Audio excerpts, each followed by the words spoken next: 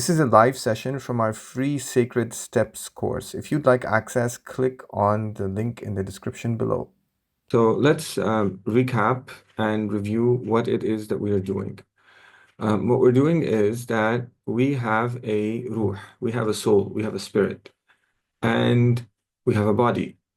And our body is healthy when we eat good food and we exercise.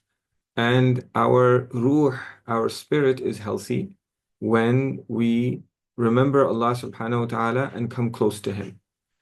And our ruh, our spirit, is the thing that feels happy. It's the thing that feels sad. It's the thing that feels depressed.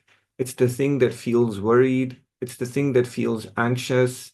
That all of those feelings and emotions, they're present in our ruh, in our soul. So we live in a time when the souls, our arwah, our hearts, these are all different words for the same reality. They are very unhealthy. And as a result of that, we have many people suffering from depression. People are anxious. People are worried. People get frustrated, and they're searching for solutions. They're searching for ways to get out of these problems. And these problems are the way that they feel, they're intertwined with their relationships with other people. Often, because it's such a widespread problem, other people, they don't treat us well. People are manipulative. And that leads us to put our guards up. We can't trust other people. Genuine relationships are few. And this is the world that we're living in. So, in this world that we're living in, the problem is recognized, but people are searching for solutions in the wrong place. They say that this is a problem in mental health. So they say that you have physical health, which is your body, and you have something called a mind. And this is a mental health problem. And so they're mental health practitioners, and they try to solve these problems from a uh, from a non-religious perspective. So there's a growing field of Muslim mental health. Let's put that aside for now. But in the mainstream mental health approach, they're trying to solve the problem of worry and anxiety and despair and all of these things from a perspective that's not grounded in religious faith. So you'll have like breathing exercises, or they'll give you practical solutions, how to manage your anger, practical steps that you can take to release your emotions. Maybe you write a letter to the person that you're frustrated at, and you tear up the letter and throw it into the garbage can. There's other kinds of there's other therapy ways where you feel. The goal is you feel, you don't hide from your pain, you experience it to the full. And there's many different ways to do this, and and what's common to all of these is that they're grounded in a secular perspective, meaning a non-religious perspective. And so what we're learning in this course, one of the things that I want to convey in this course is that that the solution to these problems, the Prophet sallallahu alaihi wasallam, he came to solve this problem. He came to make us happy people. He came to take us out of depression. Because because our ruh, when it's pure, then we don't feel the same way. And so he came to teach us how to purify our souls. And that is the solution to this crisis that everybody in the modern world is facing. But this solution, it's a religious solution. And it's the religious solution from the true religion. And in order to implement this solution, we have to follow the Prophet sallallahu alaihi wasallam, which means what? Which means that we have to pray, we have to fast, we have to give charity, we have to do all of the things that the Prophet came to tell us to do. And if we follow his sunnah, this is actually what's going to happen. This is what's going to happen. But the solutions to the solutions to these modern problems, although they're all there in the Sunnah, they're not explicitly connected in a way that speaks very directly to our modern condition. So, what this course is doing, it's taking solutions from the Sunnah strategically and it's turning them into very simple exercises, spiritual exercises that you can do in order to solve this crisis that is prevailing in society today. But and so that's kind of like what's happening here. That's what we're doing. And normally people who come to these kinds of courses, there's some people that they feel they just want to be close to Allah subhanahu wa ta'ala. And that's a healthy sign, right? But and then there's other people who they come here because of pain. They come here because of a problem. They come here because their parents didn't treat them well, because they don't have a good relationship with their spouse, because their kids are rude and they get frustrated, because they're having financial problems, because there's this stress, because there's that stress, and they come here and they look for solutions. So they come. That's why they come here. So so now so right from the outset, like the way that we begin this course is we say that it's not about feelings. Although we are driven here by our negative feelings and emotions and our desire to be happy, that's not what you pursue. And if you pursue that, you won't find the solution. And the key idea that we begin with is that spiritual growth and purifying the soul requires going against your feelings. And this is really, and if you think about it for a second, somebody who has all of these negative things, they say, why do I feel this way? And their feelings, they get triggered, they respond this way, it's all in their feelings and so what they're doing is there is a downward motion. There's a downward motion where the way that they're feeling is pulling them down. And what they have to do is they have to go up. They have to go up. And unless you choose to go up, you will never go up. Right? And so the cure is actually in your hand. You have to take the steps. But what happens is that sometimes it seems overwhelming because it seems too difficult. So what we've done in this course is I've broken it down into small steps that everybody can take. But you have to take those steps. You have to take those steps and you have to put in your mind that this will mean going against my feelings. And if you don't take those steps, then the problem will not be solved because in reality, the purpose of the problem is to drive you to love Allah subhanahu wa ta'ala. The reason why you're frustrated is because Allah is driving you to love Him. The reason why you're depressed is because Allah is driving you to love Him. The reason why your life feels empty is because Allah is driving you to love Him. So what we're doing in this course is I'm showing you how. I'm giving you like some small practical steps that you can take. So that's like the motivation of the course. That's why we're here. That's what we're doing. And so the first lesson was about not it's not about your feelings. You have to go against your feelings.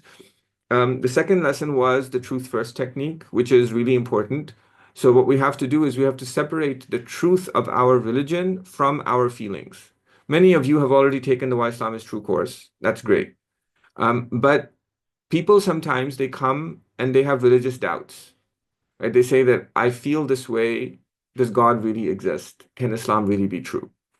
And so to solve this issue, the first thing you have to do is you have to see that it's true regardless of how you feel. And you have to take that step. Otherwise, what will happen is that you'll just be trying to feel better and you'll be lost in your feelings and you'll never come out of it and the doubts won't be resolved. So you have to see that Islam is true first. And you have to see that Islam is true, the Quran is from Allah, and the Prophet sallallahu alaihi wasallam is his messenger, and he came to purify us. You have to see that. Because it's only when you see that that you can say that even though I feel this way, I'm still going to do this thing because the Prophet told me to do it and he came to purify me, and that's my solution. And so in order to do that, you have to mentally be above your feelings. And that's the second lesson. That's the truth first technique. And then the third lesson is zikr. And and we explain in the third lesson that the process of spiritual growth is a process of increasing the scope of your zikr so that it's a gradual process. And this zikr is something that pervades your life. It is there when you are, it should be there when I'm with my spouse, when I'm with my children, when I'm at work. And that is the secret. And the process of spiritual purification is a gradual increase in this state of zikr. And so everybody needs to have a regular zikr routine that they're doing. And I gave 7 levels in lesson 3, and everybody should pick one and start there. So that zikr routine we do regularly, and it starts with the 5 prayers. The 5 prayers and the fasting of Ramadan and the paying of zakat, and everybody has to do that, right? So that's the first level. If somebody's not doing that, you cannot you won't get out of depression. You won't get out of your frustration. You won't get out of all of these problems because that's where the cure is. And the purpose of these rules, it's Allah doesn't need us. He doesn't need our worship. It's for our own benefit, right? And it's really, really, really, really important. That's why He made it obligatory. So the purpose of these obligations is not to send somebody to the hellfire for not doing them, but the purpose of these obligations is to drive somebody on threat of the hellfire to do what is best for them, to motivate them, to spur them to take something that is only in their benefit because they won't do it themselves. Right? So that's the first thing that we need to have in place, and then we grow from there. And so if you I gave like an outline. There's a document there for you to read as well. And the purpose of these sessions is if you have questions, you need help, I'm here to help, inshallah. And that's we just connect, inshallah, we'll be connecting regularly. And as you have challenges moving forward, I will, I'm here to talk to you. Right. So that's the first thing. So you pick one and you go, and then the second module, which we've now begun, is now we're starting spiritual exercises. A spiritual exercise. What's a spiritual exercise? A spiritual exercise is a small step towards Allah subhanahu wa ta'ala. It's a small step that you're taking towards Allah subhanahu wa ta'ala. It's a small piece of effort that you're doing with a particular goal in mind. And in the second module, our goal is to love to be the slaves of God, to realize what a wonderful thing it is to be a slave of God. And that's the realization that we want to come to. But we want to come to it by experiencing something. So, and there's actions that we're going to have to do. And these actions there's something that we're going to do with our limbs, there's things we're going to say with our tongue, and there's a heart action we're going to do because you can actually you can with your heart, you can do things. You can do gratitude with your heart. You can do love with your heart. You can do iman with your heart. But in the beginning, so these actions of the heart is like it's kind of like a muscle. So when I go to work out, if there's a really heavy weight, I can't lift it. I can't do that movement. So I need to start small and I'm regular, and then I find that I'm able to lift a higher weight. In the same way, if somebody just says to you, be grateful, you can't do it because that quote unquote kind of like a muscle, although it's not a muscle, the ruh is something very different, but it's like a muscle. It's not, it's very weak. So you need to start with something small. And these are the small things that we're starting with. And I'm starting with them myself, right? So these are for me. And so we're doing these small things. And then over time, what we'll find is that we're able to do these things. And this is the process of spiritual growth. So, so this is everything. So the course has been it's very deliberate. It's not random, and it's every lesson. It's there in order, and you have to proceed in the order. So, so I get so there's some questions. There was a question from one of the one of the students. She asked about her relationship with her parents, and so that's not something that we're ready for just now. That there's a module on that. Like, parents are really important, but often when we have when our parents they came from difficult backgrounds, they were unable to give us the love and attention that we needed as children, then when we grow up, it can be difficult uh, to have a relationship with them, but it's an obligation, right? And so how do you do it? We're going to learn that, but we're not there yet, right? We're going to get there. Like the first step, so people like and everybody, people who come here with problems, the thing that's on your mind is my problem. What's my problem? How do I solve it? Um, but we have to start somewhere. And where are we starting with? We have to start with our obligations. What are the obligations? 5 prayers, fasting Ramadan, pay zakat. We have to, so this is in the first module, we have to start with that. Okay, so that needs to be that needs to be there, and then we can rise from there, but that needs to be there. And then after that, we are going to do the first module, which is learning how to be a happy slave of Allah subhanahu wa ta'ala. And the reason why we're doing this is because when I realize my slavehood to Allah subhanahu wa ta'ala, I understand what it means, then I'm going to find that it's easier for me to come out of my feelings. That's one thing. And the other thing is I'll develop an ability to trust in God, to trust in God. So what we're doing here is basically what we're doing is we are reconciling. We're reconciling with God. We're reconciling with Allah subhanahu wa ta'ala. So there is a widespread phenomenon of people being inwardly upset with God. And they're outwardly they do their actions, they do their prayers, they do their zakat because obligation. I don't want to go to hell. I'll do it anyway. But inwardly they're upset with God. And so what we want to and so they're not um metaphorically speaking, right? But they're not metaphorically speaking, they're not friends with God. God doesn't have friends because friend means having a need. So to call a wali a friend of God is theologically problematic. A wali is somebody who's close to God. Friends, no, like in the Jawhara, like Allah subhanahu wa ta'ala, we don't say, because a friendship is a relationship of neediness. You need friends. That's why you have them. Allah doesn't need anyone. But we can be close to God, right? But metaphorically speaking, what do we want to do? We want to make up with God. We want to make up with God, and that inner feeling of being upset with God, but grudgingly going along and doing the things that I'm supposed to do because I don't want to go to the hellfire. We want to change that, and that's the first thing that has to change.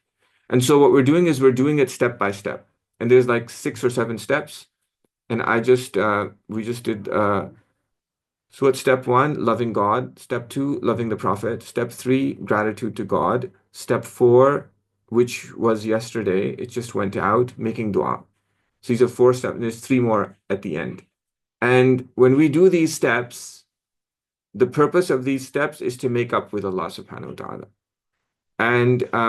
And this is a modern it's a modern crisis.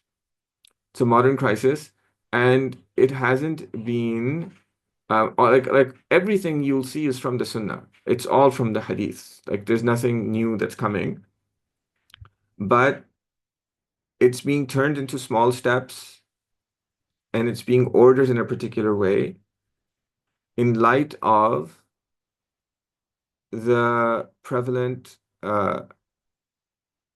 way that people's souls are in our time of isolation, loneliness, broken relationships, manipulation, abuse. And so this is the first, and this has to be the first step. This has to be the first step. So your task at the moment is to go through these steps, and do them. So I was initially planning on having a lesson every day, but sometimes it's not every other day, and that's actually good because I think you need time. You need time, at least a day or two with each lesson to do it and sit on it and practice it and see what happens, and then we can talk. Um, so so this is where we are right now. What we are right now is we're making up with God. In the second one, we're going to learn how to take that to other people. Um, but right now we're making up with Allah subhanahu wa ta'ala. So there are a number of simple uh, exercises that we did, and we started with the love of God. Because that's the purpose. What does it mean to worship Allah? It means to love Him. The worship of Allah is the love of Allah. They're the same thing. They're the same thing, but loving Allah is not like loving your spouse. It's not like loving your children. It's very different because it's you're loving your Lord.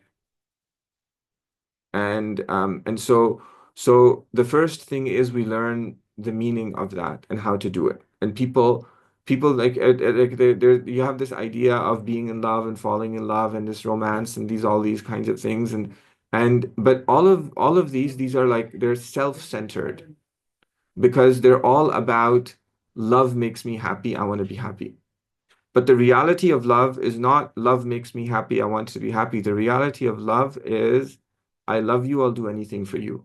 That's when you're in love, right? And that's what it means to love Allah subhanahu wa ta'ala. So we want to go there, but we're not there. So what do? We go to the Prophet sallallahu alaihi wasallam, and he taught us, he said, Ahibbullaha lima yaghzu bikum min ni'amihi.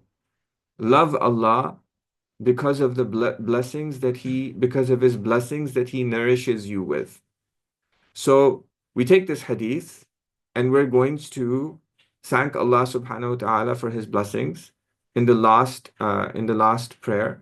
And there's the first thing. And it's a very simple thing. Like you're the last prayers that you pray before you go to bed at night in the sujood, you do this thing. And if you forget, then you pray 2 extra rak'ahs. And it's not overwhelming, it's not difficult, everybody can do it. And so that's the first thing. And then when you do it the first time, you feel really good.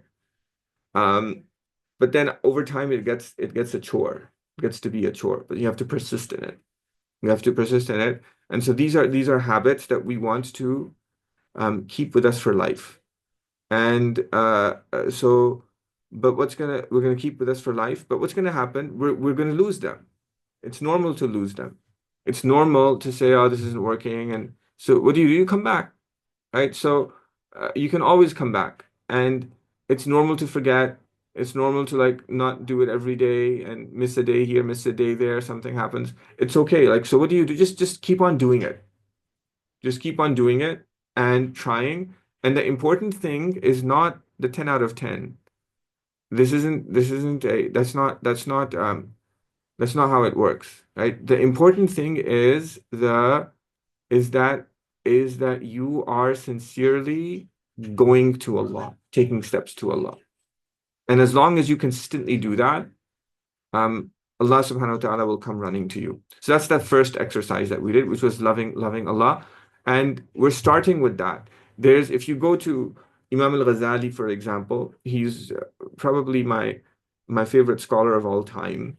And but Imam al-Ghazali, he begins with fear, right? And so he will emphasize fearing Allah subhanahu wa ta'ala when you do a good deed. believe that your good deeds might not, fear the fact that they might not be accepted. And so he has this kind of an approach, and that approach doesn't work anymore. It doesn't work anymore because why? How do I know? It doesn't work on me, right? So so it makes me sad, makes me depressed, it drives me away. So the process of spiritual growth is realizing basically what you're doing is you're looking at yourself and you are trying to figure out how to motivate yourself to move forward. And the thing that motivates you, moves you forward the most to Allah subhanahu wa ta'ala, that's the direction that you're supposed to go in. And the things that are holding you back the most, those are the things that you have to eliminate. And that's what we're doing. And we will get to the fear of Allah subhanahu wa ta'ala because we have to fear God, but that's not where we begin. Right? We begin with this is where we begin. And so what you'll find is that the Ramadan message that I had at the beginning of Ramadan, this is what we're doing actually. This is what we're doing. We're practicing loving Allah subhanahu wa ta'ala, and then we're practicing loving the Prophet sallallahu alaihi wasallam. And this is really important because the Prophet is our guide. Who is our spiritual guide? Our spiritual guide is the Prophet sallallahu alaihi wasallam. And Allah subhanahu wa ta'ala sent him to be a guide. But we don't know that. We see him as a boss, as somebody giving rules, but nothing could be further from the truth. That's not who he was. So we want to learn about him. So the Discover the Prophet series on the Basira channel, really important to watch for everyone. Read books of the Sirah and uh, and and things that make you love and admire the beauty of the Prophet sallallahu alaihi wasallam, and then we bring that to mind in our prayer when we're sending blessings on him. That's the second exercise. The third exercise was just an extension of the first one, learning gratitude. So because what we live in, we don't appreciate the blessings that we're in because we're always looking at people who are better than us. Somebody that's like, I wish I was living in a Muslim country, then everything would be okay. And the people in the Muslim country are saying, I wish I was living in America, and then everything would be okay. And the person who's married, maybe they're having trouble in their marriage, say, I wish I wasn't married, and everything would be okay. And the person who isn't married is saying, oh, I wish I was married, and everything would be okay. And somebody is, you can just keep on going on and on and on and on and on like that. But this is but there's a so what the underlying issue here is that we aren't grateful for the blessings that Allah subhanahu wa ta'ala has given us. We overlook the blessings. So, and everyone in our times has something that they say, I wish it was like that, and so I'm sad, or I'm ashamed, or I'm bad.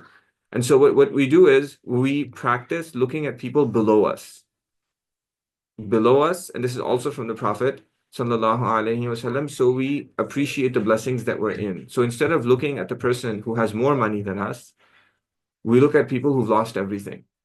And that's why it's important to watch these videos of the war zones that when people they say I can't see that, I can't take it, like you don't have to watch it like 24/7, but you have to watch it. You have to see it. It's happening in the world. Like it's part of being concerned about your brothers and sisters and other human beings and having mercy on other people to feel their pain. We have to feel their pain. We have to feel their pain. But what we're doing right now is we're doing it with a purpose. We're doing it with a purpose. We're doing it so that we can appreciate our blessings.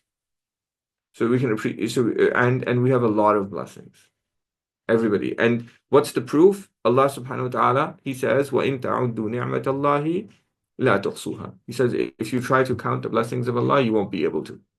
So we want to realize that. There's an exercise on that. And then just yesterday, there was an exercise on dua.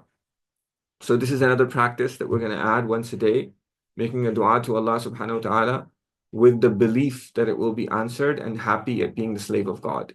in light of the way that it was described in the lesson, and doing it again and again and again and again and again. And this is the month of dua. So these are very valuable things in this blessed month of Ramadan, for us to do diligently, because in this month, this is a month where we can come closer to Allah subhanahu wa ta'ala. And these aspects, they're neglected. So we focus on doing the khatam of the Quran, and we should do. We focus on Taraweeh, and we should. We focus on all this extra ibadah, and we should. But sometimes when we're focusing on all of these outward things, we neglect the purpose of all of those outward actions, which is to purify the soul and come closer to Allah subhanahu wa ta'ala. And so it's important to take these steps. And that's where we are. That's where we are at the moment. And so if you have any questions, I'd love to take them. Any problems, any issues, any comments. There's one that was submitted. Allahu Akbar, Allahu Akbar, Allahu Akbar. Ashhadu an la ilaha illallah, ashhadu anna Muhammadan rasulullah.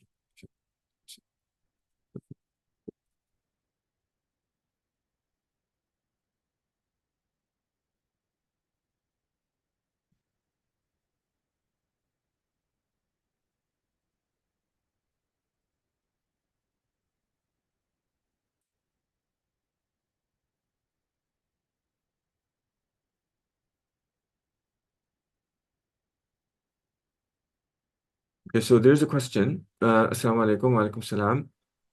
It says, I would like to ask you how to walk spiritually by having obstacles in this journey every month due to health problems. And then the sister, she describes mood changes, mental fog, pain, fatigue, and this impacts my adoration because it's a very harsh period that lasts for 5 to 10 days. So, okay, so the first thing, um, uh, the first thing is the first thing is that we have to see these difficulties, these health difficulties that we experience, in a positive light. So instead of seeing them as things that are preventing you from coming close to Allah subhanahu wa ta'ala, what you do is you see them as Allah subhanahu wa ta'ala drawing you closer to Him without you having to do anything. When we go through difficulties, the Prophet sallallahu alaihi wasallam, he described someone who was ill and had difficulties, and his sins fell off him like the leaves of trees. So the difficulties, when we experience them and they leave us unable to do the various things that we should be doing, or we do them but we find it difficult to focus because all that we can think about is the pain, then we so what you would do is you would, so this will come in a couple of lessons, inshallah. But what you do, you have to, so you need an exercise for seeing this. I'm going to let me 1 second. Let me think about this, and I'll give you something to do or say during these days, inshallah. 1 second.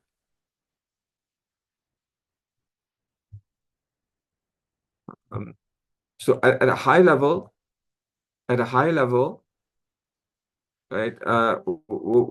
You need to you see these as Allah bringing you to them. Allah is raising your ranks, and He is forgiving your sins. And we all have sins that need forgiving. That's actually the next class. And so He's drawing you closer to Him without you having to do anything. And you'll find the positive effects of that. You'll find that as you go through it. This is something outside of your control. But I will, I'll give you like a three-step thing, a simple thing that you can do during these times to direct yourself towards this, inshallah. So, let me, I took your, I noted the question. Let me think about that, inshallah.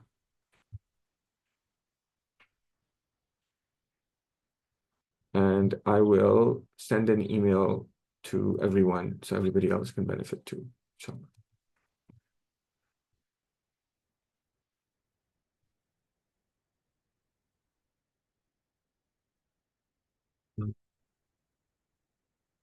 I had a question about gratitude. Given that excessive exposure to the highlight reels of others on social media makes one minimize their own blessings, is utilizing social media uh, to do tahdith bin ni'mah a good idea, especially for those who have had a hard time not comparing themselves to others? Are there parameters for speaking about one's blessings in general and online in particular? Um, it should be, social media should be purposeful, meaning you should have a particular goal in mind. And so one good goal of social media is to keep in touch with your real friends. So if you have a group of friends or family or your children or your parents, these are good ways. They're effective ways. You can share pictures. You can say, this is where I am right now. You can send, and that was like the original intent of it. So if you do that with a good intention to keep family ties, social media is really useful. Um, as for sharing things with people that you don't know, just like that in the public, uh, like what do you want to do? What's the benefit of sharing things with other people? The benefit should be to call people to Allah subhanahu wa ta'ala. And if that benefit isn't there, then I think like the general sunnah is you don't want to like tell for the reason that you've mentioned, tell the whole world about you got a raise at your job, or uh you uh something, it doesn't make sense. And it's not good for them because it leads to the feelings that you're saying. It's actually not good for us either, because these are one of the things that leads to a fragile sense of self, because people do that and they look for other people to say good job, and they become dependent on the approval of other people. And that is a spiritual disease that stunts your spiritual growth. So so social media should be used purposefully, and that's the general idea. What does our religion say about trusting your gut? It's such a popular term, and it's taught in secular spirituality as part of a decision-making process. Is there any place for this in Islam? We're supposed to go against what we feel. How does this work?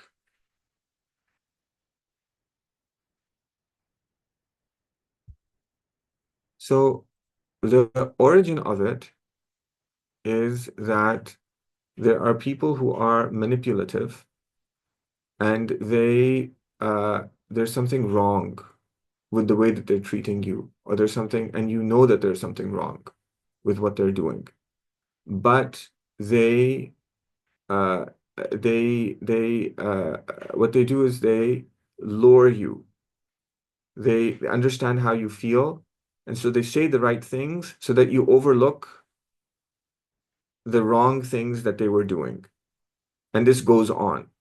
And so, from a secular perspective, what they will say is that you should have trusted your gut and not fallen for what they say. So that's the good side of it. There's a bad side of it, which is that, and this is what you've highlighted, is that eventually what can happen is that trusting your gut can just be on how you feel.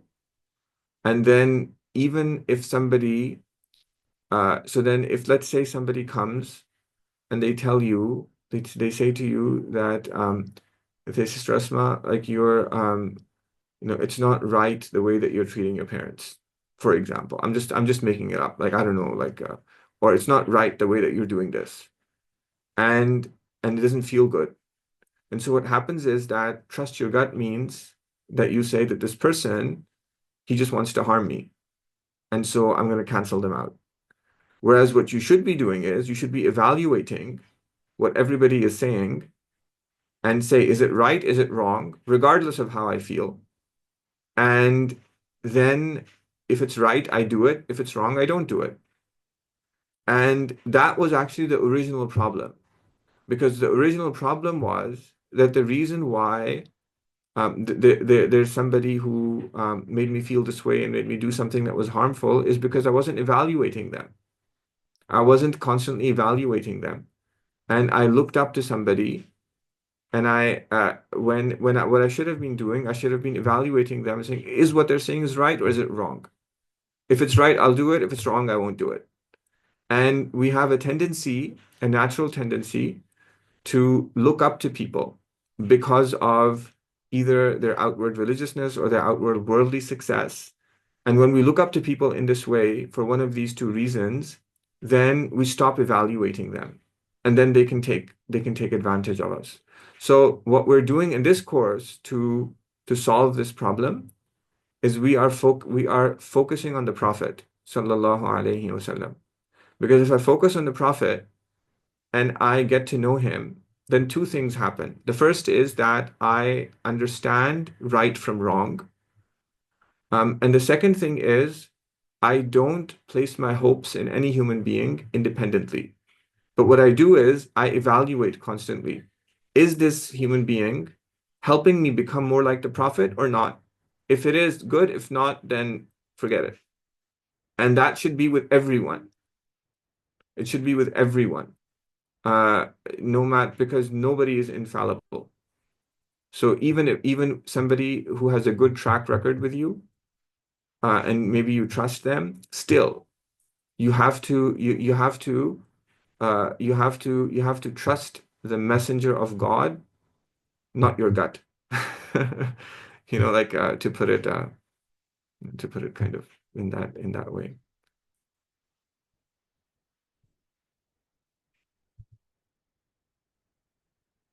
Mm,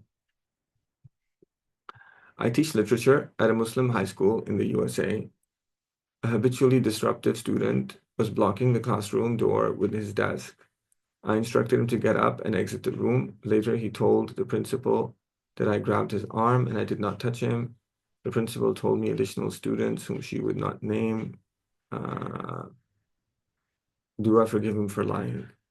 Let's we'll get to this in the second module. Like, for now, what we want to do is, because in the second module we'll talk about forgiving other people and doing these other things, but because there's a lead up, there's a step-by-step process that needs to happen before understanding this idea of forgiving other people. And before we can do that, we need to trust Allah subhanahu wa ta'ala. So right now, what we want to do is we want to focus on these exercises. And my immediate problem might not be solved yet, but we have to get there at the right time, because if the prerequisites aren't there, then we won't be able to do it. And here, the prerequisite right now that for everything is I have to trust Allah subhanahu wa ta'ala. I have to trust Allah subhanahu wa ta'ala even when things aren't turning out the way that I would like them to turn out. I still have to trust Allah subhanahu wa ta'ala, and I have to believe that He will make them turn out better than I could imagine. And I trust in Him completely. And this is a prerequisite for being able to deal with people in a good way. Because if I don't have this, then I'll always feel insecure when I deal with other people. I'll always think, okay, well, is he trying to do this to me? Or is she trying to do that to me? And like, what did they say over here? And what did they? And so the origin of this kind of thinking is that I don't realize that everything is in the control of Allah. And if I'm with Allah, He'll take care of other people for me. And so when I have that relationship with Allah subhanahu wa ta'ala, then it's okay. Like, somebody insults me, doesn't really matter. Uh, and somebody does this, but what do? Instead of trying to solve the situation in terms of emotions of people and he, she, and that and everything, I realize that Allah is in control and I follow the guidance of the Prophet sallallahu alaihi wasallam. Um, because now I'll be able to believe that even though it's seemingly exacerbating my situation, my problem, it's actually going to lead me to something that's better for me. So, but I'm not able to do that if I don't have a trusting relationship with Allah subhanahu wa ta'ala. So the first thing is we focus on developing this relationship with Allah subhanahu wa ta'ala and doing these exercises, and then everything else will follow.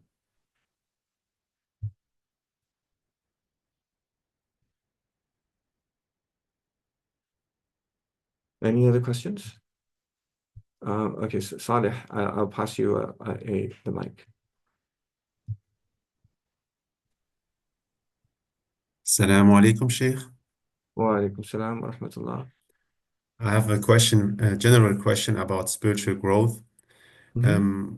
We said about that every one of us has like trials and tribulations in our life.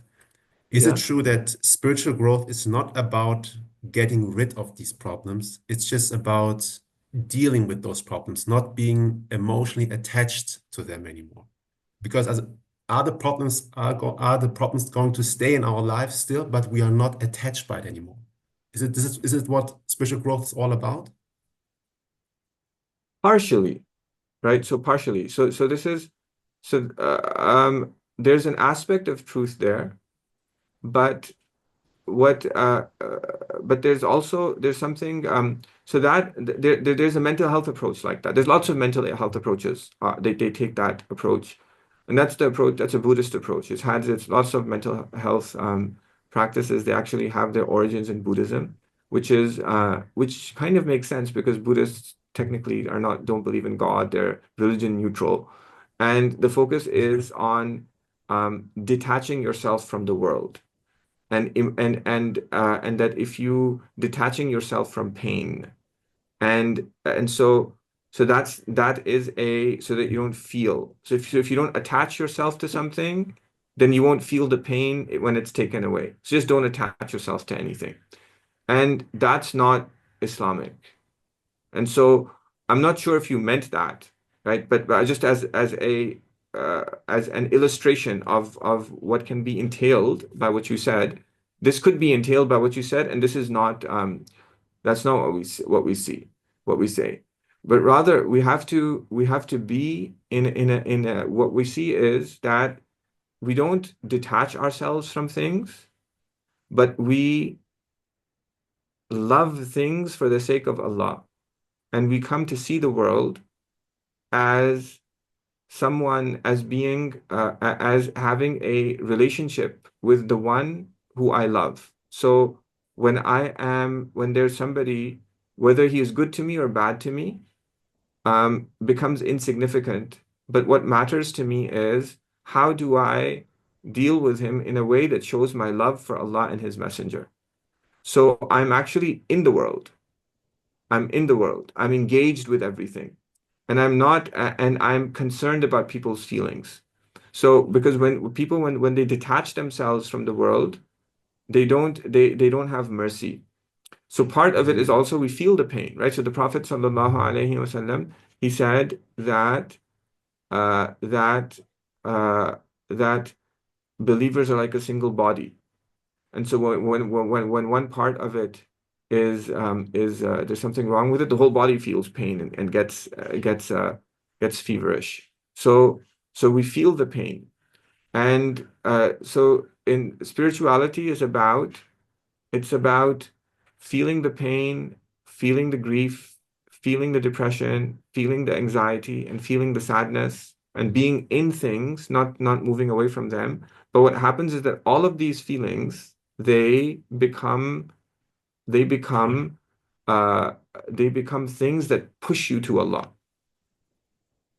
And instead of drawing you down, they push you towards Allah subhanahu wa ta'ala. So so that's the difference between the two things. But what you said in terms of the other, there is the aspect of truth in what you said is that is that the problems don't go away, right? That this is the purpose of our Allah subhanahu wa ta'ala. He says in the Quran, He says that لَتُبْلَوُنَّ فِي أَمْوَالِكُمْ وَأَنفُسِكُمْ. You will surely be tested in your wealth and in yourselves. And the Prophet sallallahu alaihi wasallam, who Allah loved more than anything else that He's created, he had hunger, he had fear, he lost his children, he lost his loved ones, people insulted him, people threw stones at him, like so so so the from one perspective, the problems didn't go away, but what happened was that the way that we deal with those problems, changes it changes. And that's why the Prophet ﷺ, he taught that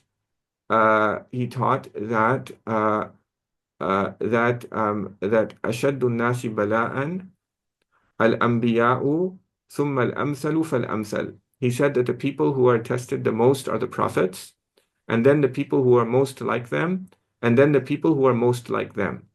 Now, so when I hear this, I get scared, right? I don't want to be tested, you know.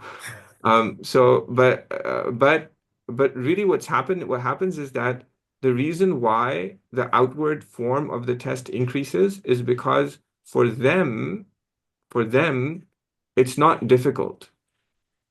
It's not difficult, but it is because they've grown spiritually, they are able to use the difficulty that they're experiencing to draw even closer to Allah subhanahu wa ta'ala. And some of the greatest spiritual openings, they come in the most difficult of circumstances if we respond correctly. So it's because because if you remember, spiritual growth is about going against your feelings to do the right thing. But the more difficult circumstance, the stronger the feeling, the more difficult it is. That means that the more if you do go against it, there's going to be a big opening. And so these people, they I think I'm not one of them. Partially, I want to say I'm grateful of them. I don't want all these difficulties in my life.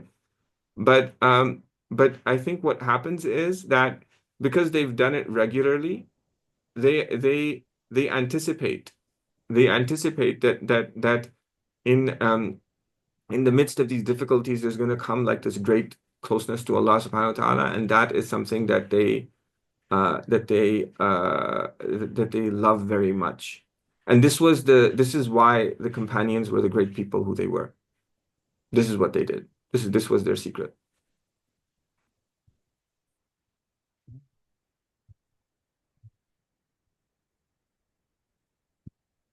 There's a couple of questions in the chat. Can you please say the dua that can be said in the sujood in the last prayer? Let me quickly bring it up.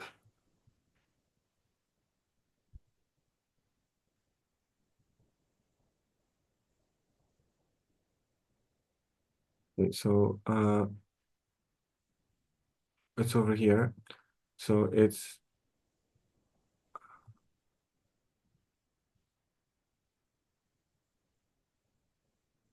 Alhamdulillahi ala ni'mati al-iman. So I say Alhamdulillahi ala ni'mati al-iman. Alhamdulillahi ala ni'mati al-aman. Alhamdulillahi ala ni'mati ummi wa abi. Alhamdulillahi ala ni'mati Ahmad wa Aisha wa Alhamdulillahi ala ni'mati al-bayt. Or I can just say a wow as well. I can say Alhamdulillahi ala ni'mat al-iman wal-aman wa ummi wa abi wa Ahmad wa Aisha wal-bayt wal-rizq al-wasi' wal-ilm. I can just say it like that. Does that help? Uh,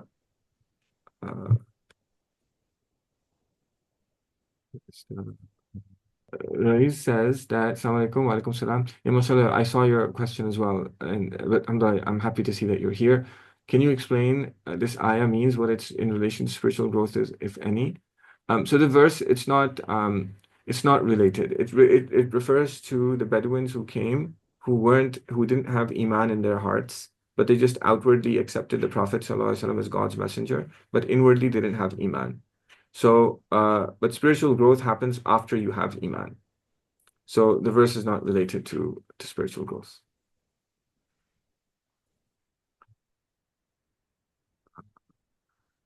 Rizki says, do you have tips on handling entertainment that is too excessive in modern times? We'll get there. We'll get to it, inshallah. But first is the making friends with Allah, and then we'll get there, inshallah. Because like when you love Allah subhanahu wa ta'ala, then the entertainment will seem trivial and unimportant. But if you don't love Allah subhanahu wa ta'ala, then avoiding the entertainment will be something that will be difficult and burdensome. How can I bring loving Allah and His Messenger and loving good righteous people in the right order? I feel like often my heart is more attached to people than it should be. So we love our goal is to love Allah. We love His Messenger because we love Allah.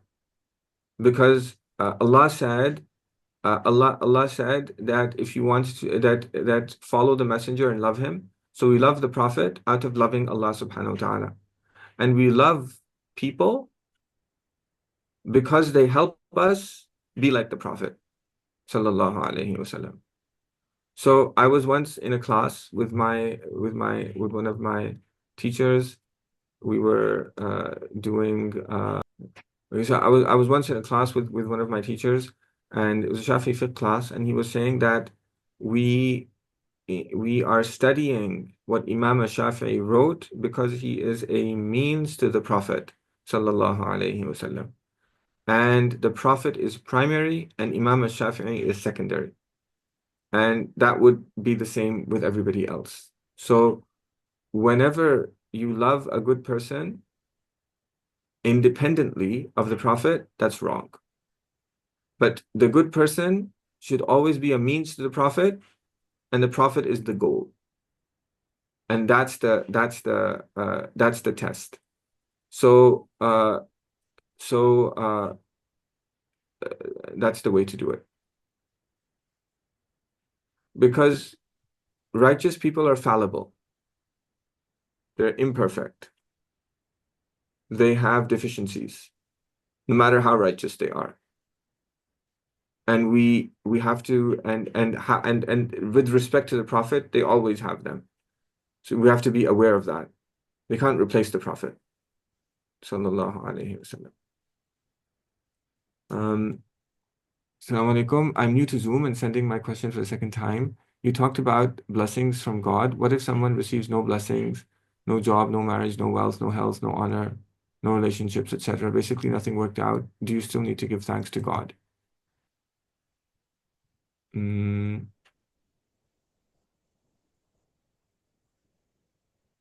may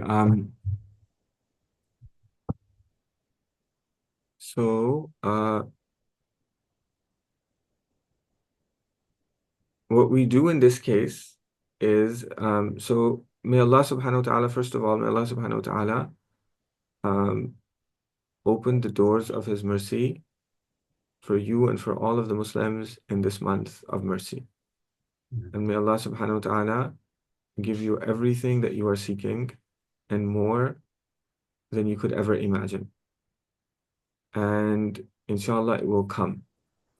And the difficulties that we go through, they're temporary. And Allah subhanahu wa ta'ala, He says in the Quran, Inna ma'al usri yusra, Inna ma'al usri yusra. Verily, with hardship comes ease. Verily, with hardship comes a great ease. So, very soon, there will be a great ease and relief that will come your way and to the way of every single believer who is going through difficulty. So that's the first thing. The second thing is that when I that no matter what state I may be in, I can always find somebody who is below me. And so what I need to do and this is what was in the lesson, is that I need to find somebody who is in a worse state than me. And I need to look at them, reflect on them. And when I do that, then I will find that in comparison to him, I have something. I have something. And that thing I can show gratitude to Allah subhanahu wa ta'ala for. And so I do that. And when I do that regularly, then I'll begin to notice other blessings in my life that I'll be able to be grateful for. And this is the spiritual growth that happens. And this is the closeness to Allah subhanahu wa ta'ala that happens. And that's the reorientation that needs to happen.